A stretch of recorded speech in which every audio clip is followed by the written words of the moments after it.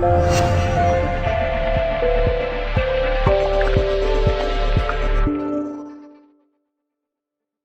Jim, let's turn to the game first of all. 0-0, Sutton United. It's 3 hours now without managing a goal between us. It's that kind of game, wasn't it? I didn't realise those were the stats, but no, it was always going to be a difficult game. I think they were a really good side. They're in a really nice, rich vein of form and a nice groove. They've got like lots of attributes to be successful at this level, between the physicality, the kind of mixture of play, the set plays, they're defending well, they're a threat at the other end. So, before the game, with all the changes and everything that's going on, I think I probably would have settled for that. And I think going back to the Sutton game away, we had the same feeling in that game. Yeah, we could have pinched the chance, and it might have been a bit unfair on them. And if they'd pinched the chance when they had a few opportunities, then it would have been a bit unfair on us. But I suppose we're satisfied and also sort of reflecting on the fact that we can only get better because we've thrown 3 new players in. We've only had 1 training session on a Thursday to kind of bed everybody in. There's a lot of emotional energy going around at the moment, lots of storming going on at the moment, a lot more than you'd normally have when a couple of players come in and a couple of players come out because of all the fears, concerns, emotions that's going on with the potential of what it all means for everybody going forward. But so, unfortunately for our fans who've come with that extra anticipation, excitement, thinking, but it's still a great day for the club, you know, because there's a real sense of excitement and energy about we can breathe a little bit easier because we've got a plan now, we've got an opportunity to keep growing. We've come a long way in the last 18 months in particular, and which has created a platform for us to carry on that advance. And like I said, it's a shame that we didn't get a goal and get everybody in the feet, but I think it's probably a fair result, and we'd have settled up for that before the game in the knowledge of where they were at and where we were coming from. But you did get a clean sheet, and I mean they're a lot rarer to come by at this level than they were in the Conference North, aren't they? Yeah, because I mean they've got some good players. I mean between Bugle and Jarvis, they've got like a player that he can play off, and then Wright's been in hot form, Bugle has, and then he had the winger back, Ajiboye, lightning pace, real threat, and they got Reid off the other side, and they actually went quite aggressive without the captain. They played Beautyman, who's a goal scorer, but really impressed with him in midfield. So they've got goals in them. We've seen that when they turned over Woking 6-2. They've got goals from open play, they've got goals from crosses, they've got goals from set plays. So our lads, it just shows you how well our defence played today to keep a clean sheet. And we had a couple of new players today, and I think it took us a while to get to know them. A couple of them, and especially Eddie and the likes of Jacko, when they come on, they looked a little bit nervous. Perhaps they just got to settle themselves in. And but as the game went on, I thought Eddie did really well. I thought Jordan just shows what we brought him in for.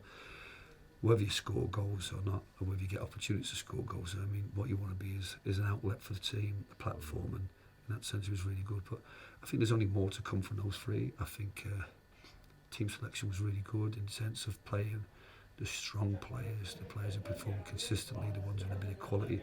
We just need now the likes of, I'm delighted we've got an empty week because it'll certainly be of benefit to Paul, Keane, Adam and Elliot, who perhaps just need to catch their breath and get the energy back to match the fitness. In terms of off the field, I know you met with Mark Stock just before the takeover went through. You say I think it's a weight off your shoulders, isn't it? Because there is now a plan, a direction. We can all talk about where we're going and where are we going. Where in terms of your budget and your investment and your squad, what does it mean for you? To be honest, I don't know, because the first meeting I had was about just introducing and getting to know each other. No egos in the room, everybody looking to something at the club that could help grow it. I'm not really sure about the kind of the budgetary planning and we've kind of got an idea of the structures. I think there's a lot of comments about, I think from Mark, about what I wanted from the previous chairman. All I've ever worked on here is I've never asked for anything. I've just said, what do we do? And I'll just do my best to get the maximum out of that. For part-time, can we make it a little bit better? Is that the budget? Can we get some success in the cups to grow the budget, all in a sustainable fashion? And I think that's what we did back in 2006, 7, 8, 9. You know, incredible when you lose people like Ashley, Ash Williams, and a top goal scorer, and then just go on an incredible run to Wembley, and it's just massively overachieving. But shows you the power of growth and investing in people that get better and better. And I think we've seen that over the last 4 years. Now we've got that little bit of a dichotomy between the resources that can go out and get perhaps ready-made players or better players, and then also allowing growth and development and players that can really blend into a good team, develop into really good players. Because what I think the beauty of any success we have will be getting a team that keeps growing, successful enough to get out this division, but then, you know, because they continue to grow, will be successful to get out the next division. So it's not about building 3, 4 different teams, one team for this level or one team for the next level. I think what we want to do is get a team that's very effective for this level, and if they're very effective for this level and get us out this level, then they'll go again. I think we've seen that with this group. Do you think it means you'll be able to bring more players in now, though, in the immediate short term? Oh yeah, I definitely. We have to be careful, because obviously what we want to, you know, the 3 players that are brought in today will probably on the back of the older budget, with a little bit of what we had left, and how we could circulate money from the players that are out on loan, or potentially we could let 1 or 2 players go out on loan there because we've got some depth to the group. But yeah, no, because it's a strange market at the moment. You know, we can't expect money will attract people down. I think we've got to be sensible in expenditure and be respectful across the board of our players. There's a lot of work to be done to help our players, the ones we want to retain. We obviously be careful with recruitment. We want some players that we're certainly in the market for players that can give us more and have an impact, especially over the next 15 games, to keep improving us, not just to get us the players, but hopefully win the players. Maybe some players with experience of that, some players with the quality for that. But also I'm also mindful of perhaps recruiting those players that will be part of this journey, and if they're good enough to get us into the playoffs and compete well in the players, then I think along with the players we've retained, they'll be good enough to do the same again next year. But if we have a full-time setup, a lot more time with the players, that will have a fairly more consistent team. I think we've been handicapped this year with the lack of depth in the squad, and maybe not having all the recovery powers and everything in place to be as consistent as a full-time outfit. So yeah, so there's going to be an element of revolution, but also we have to be mindful of that. As manager, I've got to get growth and sustain that over the next 18 months and whatever period I'm here for. And of course, you've got great experience of this, because you know you've been in the league with Peterborough, you've been in the SPL with Motherwell, played in Europe, and managed in Europe. So I think when you look at that, there's a lot there that you can bring to the table in terms of structures and so on. And tell Mark, you know, what you would like. Well, yeah, I've seen well-run clubs at that level and the dynamics of that. But I think leaving all that aside and whatever experience and whether the education side of it or whether the experience as a player or a manager, I'm trying to always give that to my players. But I think what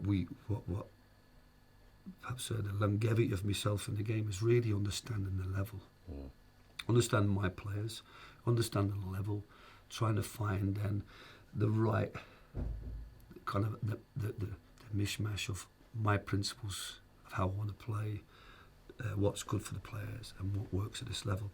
And I think whether that be SPL, Europa, Eagle Stick, Prem, I've always tried to adapt myself and be resourceful and work to get improved. So I came into League Two without knowing much about League Two, and I figured out what needed to, or how to get the best out of my players and what works at that level. And we double the points. And we have to have that kind of mentality now, that learn from what we've done this season. So all that experience, the best experience I've got to be successful at this level is this last 6 months. And then understanding players, understanding what works at this level, what other teams do to be successful at this level, and use all those experiences, spend the money wisely, whether it be the fans' money or whether it be Mark's money, spend it wisely, recruit well, train well, keep improving what we do, keep improving the players, and then if you do that, then you know you're going to get better results and better performances, and you're going to be on your way at some point. So just to finish it, are you excited or are you dreading the calls from agents who think you've got £500,000 in your back pocket to spend on them?